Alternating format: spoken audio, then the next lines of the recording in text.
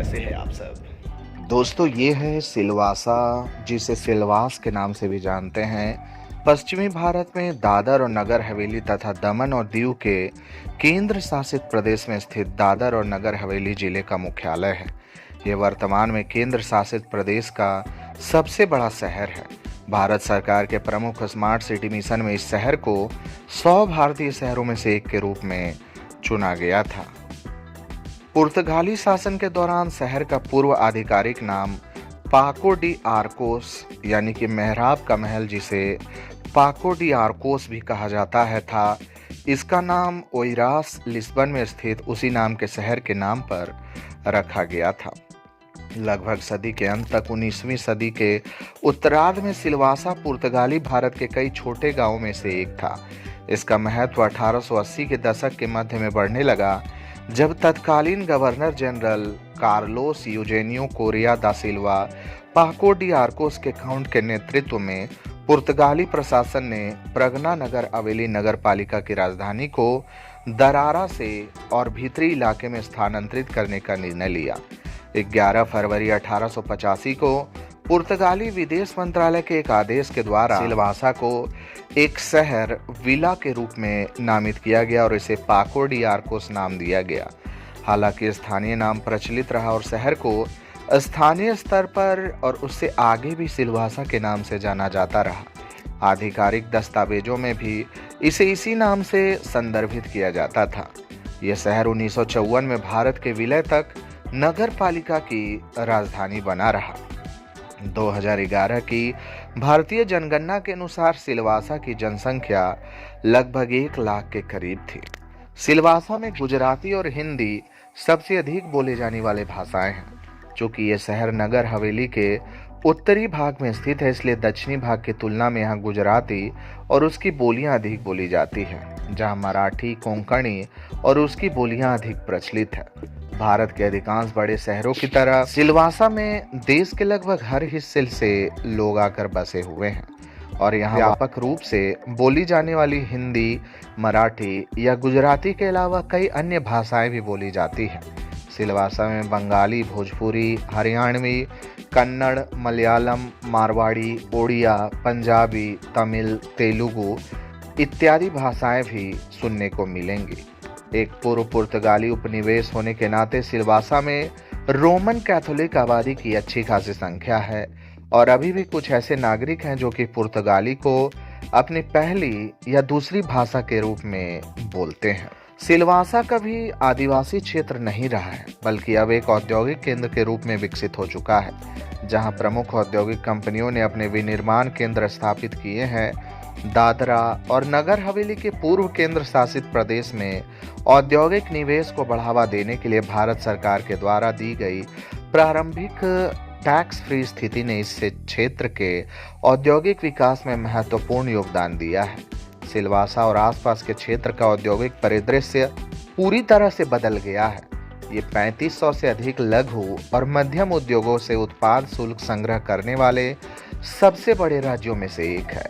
Silvassa plastic उत्पादों का एक बड़ा केंद्र है और इसके उत्पाद अपनी उच्च गुणवत्ता और कम लागत के कारण पूरे भारत में पाए जाते हैं।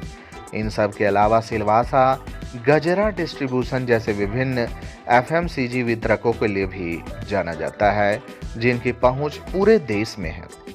सिलवासा में देश के विभिन्न हिस्सों से आए 2 लाख से अधिक अस्थायी श्रमिक रहते हैं। इनमें से अधिकतर श्रमिक उत्तर प्रदेश, बिहार और उड़ीसा से आते हैं। अन्य अस्थायी समुदाय मध्य प्रदेश, महाराष्ट्र, गुजरात, केरल, कर्नाटक, तमिलनाडु, आंध्र प्रदेश और राजस्थान राज्यों से हैं। बात अगर परिवहन की करें तो मैं आपको बता दूं कि सिलवासा राष्ट्रीय राजमार्ग 848A के माध्यम से महाराष्ट्र और गुजरात से जुड़ा हुआ है। सिलवासा में सड़क नेटवर्क सुव्यवस्थित है। निकटतम रेलवे स्टेशन वापी 16 किलोमीटर और भिलाड 14 किलोमीटर दूर है। दमन राष्ट्रीय राजमार्ग संख्या 8 पर भिलाड होते हुए 30 किलोमीटर दूर है। मुंबई राष्ट्रीय राजमार्ग संख्या 8 पर सिलवासा से 160 किलोमीटर दूर है। सूरत भिलाड होते हुए राष्ट्रीय राजमार्ग संख्या 8 पर सिलवासा से 130 किलोमीटर दूर है। वापी और सिलवासा के बीच नियमित अंतराल पर ऑटो रिक्शा सेवा उपलब्ध है और वापी रेलवे स्टेशन से आसानी से मिल जाती है। गुजरात रोड ट्रांसपोर्ट की बसें भी नियमित अंतराल पर सिलवासा और वापी के बीच चलती है।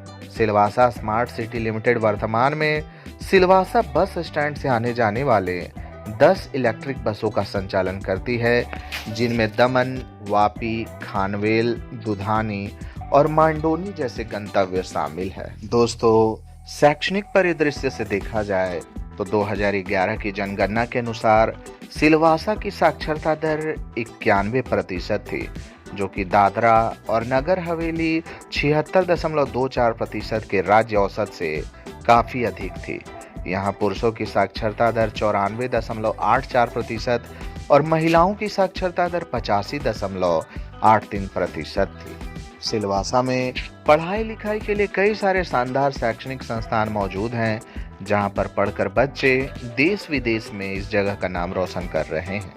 कुछ प्रमुख स्कूलों में Lions English School, Academic Heights Public School, Shiv Prakash Memorial School, Bachpan School Silvassa, Father Agnelo High School, Alok Public School, Prabhat Scholars Academy School, Our Lady of Help English School, Kendriya Vidyalaya, Jawahar Navodaya Vidyalaya, Sanskriti Gurukul, Advait Gurukul, Saint Lords International School, Government Higher Secondary School, Saint Xavier's School, Silvassa Public School, Millennium English School, BAPS Swaminarayan Vidya Mandir, Saint George English School, Partha rising Star Montessori School, तो वहीं दूसरी ओर कॉलेजों में doctor APJ Abdul Kalam Government College, SSR College of Arts Commerce and Science, Shrimati Devika Mohan Singh ji Chauhan College, SSR College of Pharmacy, SSR Institute of Management, Shri Vinoba Bhave College, Government Medical College, Shrimati Devkiba College BCom MCom, GNLU Silvassa, Haveli Institute of legal studies इत्यादि मुख्य रूप से शामिल हैं। तो दोस्तों, इस video में मैंने आपको सिलवासा के कुछ महत्वपूर्ण तथ्यों के बारे में बताया है। आशा करता हूँ कि आपको ये वीडियो काफी पसंद आया होगा। दोस्तों, अगर आप फ्यूचर में और भी इसी तरह के अपडेट्स हमारे चैनल से पाना चाहते हैं तो हमारे चैनल को सब्सक्राइब करके बेल आइकॉन को प्रेस कर दें, और अगर आपको ये वीडियो अच्छा लगा हो तो इस वीडियो को लाइक करके ज़्यादा से ज़्यादा शेयर कर दें। दोस्तों, अगले वीडियो आप किस शहर की देखना चाहते हैं वो भी आप मुझे कमेंट करके बता सकते हैं। भारत के ऐसे ही छोटे बड़े शहरों के वीडियोस सबसे पहले YouTube पर देखने के लिए हमारे चैनल को सब्सक्राइब करना बिल्कुल ना भूलें। आज के लिए बस इतना ही। कल फिर रहेंगे हाजिर एक नए वीडियो में। तब तक के लिए जय माता दी, राधे राधे।